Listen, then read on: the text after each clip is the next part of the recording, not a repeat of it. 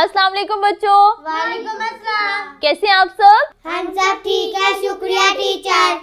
अच्छा मुझे बताएं कि हमने कल किस सबक के बारे में पढ़ा था? किताब के बारे में। किताब के बारे में। किताब के बारे में हमने क्या पढ़ा था? हमें पढ़ना लिखना जरूर आना चाहिए। और हमने क्या सीखा था? तस्वीरें, कहानियाँ, मालूमात। शाबाश। आज हम मीना की कहानी देखेंगे। अब हम मीना की कहानी देखते हैं, ठीक है? अच्छा, कैसी लगी आप सबको मीना की कहानी? बहुत अच्छी। बहुत अच्छी। अच्छा, मीना की कहानी से आपने क्या सीखा? लड़का हो या लड़कियाँ, सबको तालीम हासिल करनी चाहिए। शाबाश।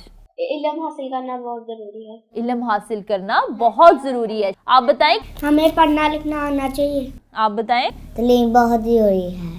हमें पढ़ना लिखना चाहिए ताकि हम अपनी अच्छी जिंदगी गुजार सकें।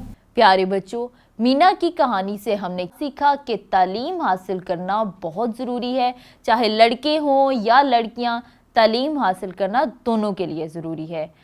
जब हम तालीम हासिल कर लेते हैं तो हम किसी भी तरह का अपना कोई भी कारोबार कभी भी स्टार्ट कर सकते हैं, क्योंकि जब हम तालीम हासिल कर लेते हैं तो हम पे किसी चीज़ की कोई कैद नहीं होती, हम जो चाहे कर सकते हैं।